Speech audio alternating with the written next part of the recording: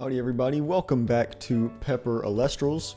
Today I want to talk about a new deck from Firestorm that's been getting a little bit of buzz. Get it? Because they're bugs. And it's spiders. Now this deck is really fun. I've been playing with it a little bit. Cooked up a deck list about a week ago on stream, and I played a little bit with it last night. So I kind of wanted to go over my build to kind of, give people an entry point into the deck because I think it felt pretty good. I found a good balance between spiders and non-spiders because I think you don't want to play too many spiders, and I'll talk about that in a minute here.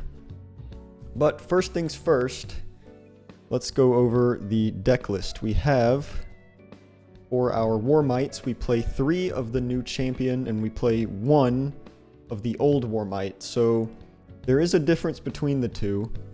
War Mite is on receive. If it receives a fire, you target an Elestral and you give it -3 until the next turn, and when you cast Hestia's Hearth, you can heal 2 fire. And the old War Mite is you can target an opponent's Elestral and give it -4. So the main difference between them is this gives something -3 and this gives something -4. Now there's a card you may have heard of in Firestorm called Like a Void, which has 6 attack. Now, the new War Mite, if you use the new War Mite on Like a Void, it goes down to 3 attack. So if you swing in, they just trade. However, if you have the old War Mite in your deck, which you can tutor out with Kite Mite, you can give that thing -4, so now it becomes 2 attack.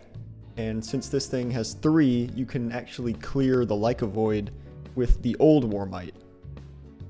So against most 5s, you're just going to be wanting to drop the champion War Mite.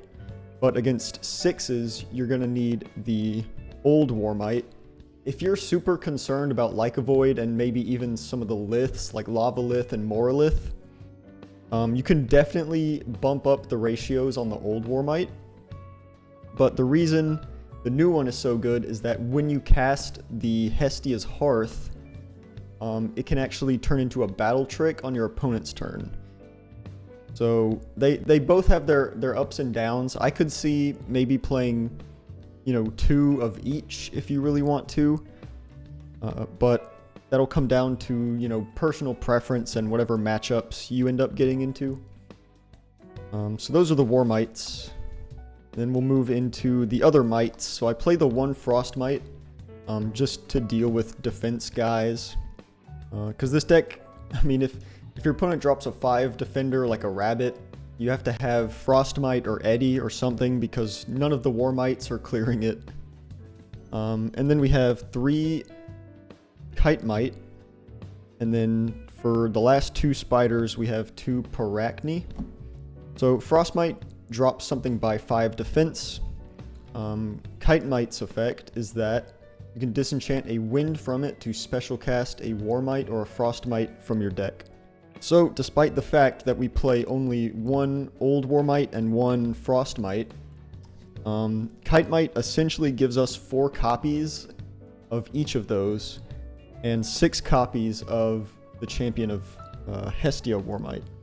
Now, it does cost 1 Wind Spirit to tutor out, but it does give you an insane amount of flexibility playing into boards, which is really nice, especially when you have the Spider's Lair on board, because you'll draw a card off the Kite Mite, and then you'll draw another card off of whatever you summon. And then we have the 2 Parachni. Now, this is pretty much the best card in the deck. It can be normal cast with 2 wind if Arachne's Lair is enchanted. So the main goal with this deck is to control the board in the early game with all your little spiders, and then use Lair to draw a bunch of cards. And then eventually after you draw enough cards, you'll have your Parachnis, so you can just start slamming Parachnis on the board and then clean up the game with these. And that's the main game plan, right? You're using all your spiders to control the board, and then Parachni is your big late game finisher. And if you draw it early with Lair, you can also just drop it on turn 1 or 2, and then now your opponent has to beat a 6-5 on turn 1 or 2, so some decks have a hard time dealing with that. All of the spiders are very reactive cards, except for Parachne. So all of the Warmites and Frostmites require your opponent have something on the field.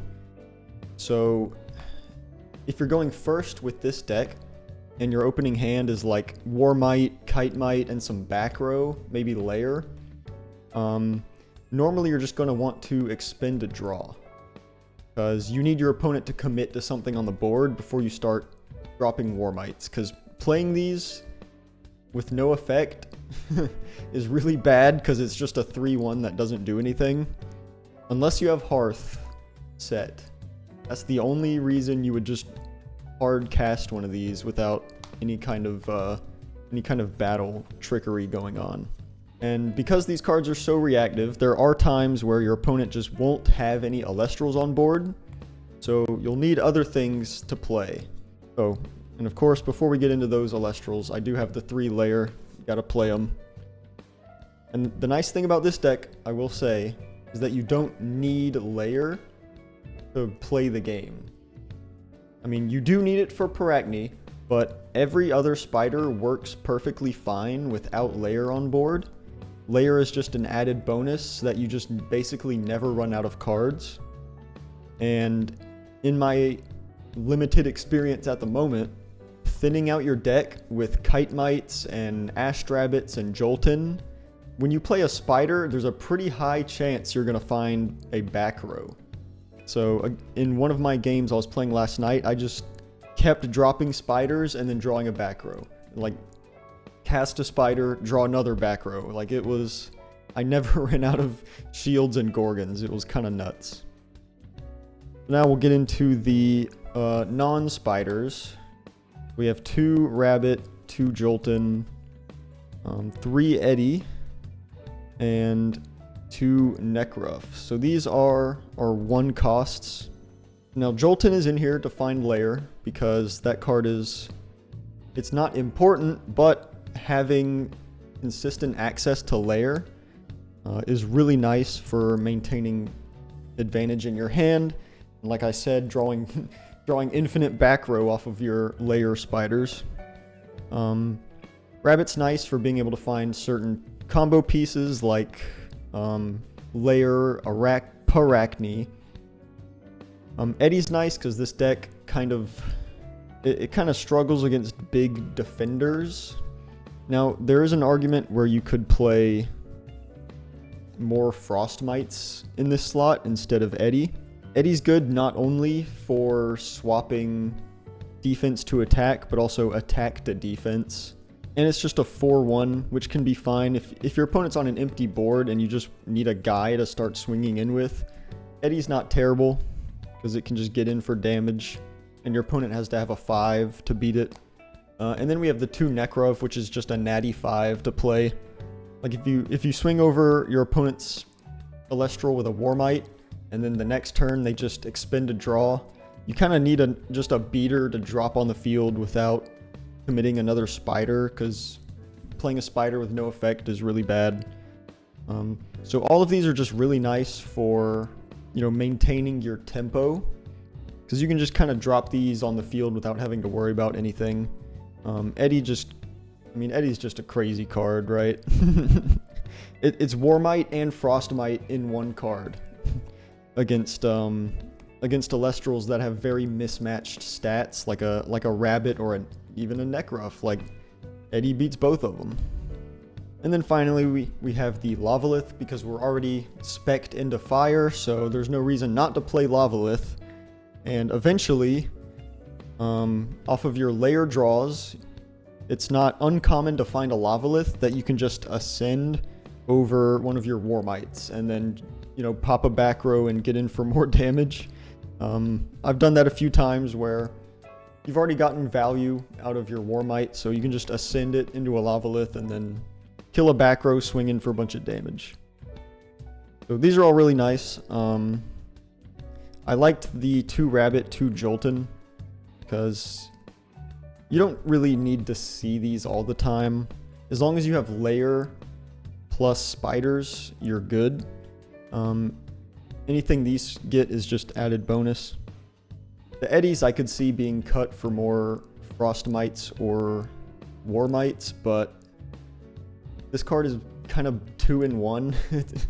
It's 2-in-1, so it's just extremely versatile, and these are just all your nice consistency cards. And then for the runes, we got Ambro, Hurricane, and these are the only invoke runes that I play. Ambro's pretty self-explanatory, but Hurricane is really nice because we want to be able to play our spiders without having to worry about Gorgons and shield. So we can Hurricane and then play a Warmite, drop something by 3, and then we're guaranteed to connect that attack. Plus, we're already spec'd into, wind, water, and thunder anyway with our Elestrals. So it's not like you're having to stretch your spirit deck to fit a Hurricane. So it fits in really nicely, and it's really good for clearing the back row so you can guarantee that your spiders connect. And then finally, all the back row, these are going to be pretty standard. It's just Gorgons, Shield, PTA, Tsunami, and then I play the one Hearth. This card's like a pseudo Ambrosia if you have the Warmite. It can also be used as a battle trick on your opponent's turn as well. If they declare an attack on your Warmite, you can Hearth and then re-enchant that Warmite twice, so you can drop something your opponent controls by 6 attack. So it's a nice little battle trick. The reason I'm only playing one is that you need prior setup for this to work. Like you need fire in your grave, you need Warmite on the field, and then you need the Hearth. So you need multiple steps of setup for the Hearth, and you draw so many cards off of Arachne's Lair. Eventually you're gonna find this with a Warmite. So playing the one doesn't feel too bad, and even if you don't use it as a battle trick, it's kind of just extra ambrosia, because this deck does play pretty aggressive, so you're going to be expending spirits to maintain your tempo, and having ambrosia and Hearth to be able to recover spirits is really nice. So these are all pretty good. I didn't have any issues with these, but playing against some of the new water decks with Tsunami felt really bad, I'm not gonna lie. I played against a Javelantis deck, and Tsunami was dead the whole time. And then the spirits, these are pretty simple. We got 1 Flurmine. We got 4 Leviathan because we have 3 Eddy, 3 Tsunami, and Hurricane. So these are just comfort ratios on the water. 3 Zapdos for our Hurricane, Rabbit, and Jolton. We have 5 Wind. So this, if we play 5 Wind, we get 1 Hurricane activation, 2 Kite Mite activations, and a Parachne summon. That's kind of the reason why I'm playing 5, because it guarantees us 2 1-drops, the 2-drop, and a Hurricane without needing Ambrosia to put any back. And then finally we have I think this is 7 Fire. I never needed any more than 7 Fire because we're not really expending fire at all in our deck. Like Lair costs 1, so that just stays on the board. The Warmites cost 1, Necroth costs 1, so it's like they're very cheap fire cards in our deck. So 7 is perfectly fine. The one downside about this deck is that it doesn't really have like spot removal, or it's hard to fit the 2 Terratless for Earthquake in the Spirit deck. You definitely have space in the main. And if you want to play Cryoblast, you can always, up the count of the Flurmines a little bit.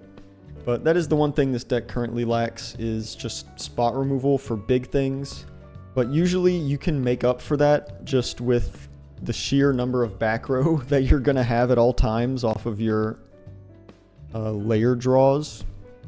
Like I played against Cryo Rhino, and pretty much every time they tried to go for Cryovern or like Cryoling into Cryovern or Rhinymph into Rhinosect, I always had like a shield for it or a gaze for it, so it never felt super bad. But that's my current spiders list, my day one list essentially. I haven't really made too many modifications since I kind of theory crafted the deck a week ago, and I got all the cards for it the other day. But that's going to be the spiders. This deck is super fun. I'm hoping me or maybe somebody else can give it some good results in a premiere event, because I do think it is fun. But that's it for the spiders. I think this deck felt pretty good. It's at least a good starting point, and I'm going to continue to keep testing it and making modifications. If you're trying to build spiders, this might be a good baseline, and then of course if you guys have played spiders more than me and then have any recommendations, feel free to leave some comments down below. But other than that, see ya.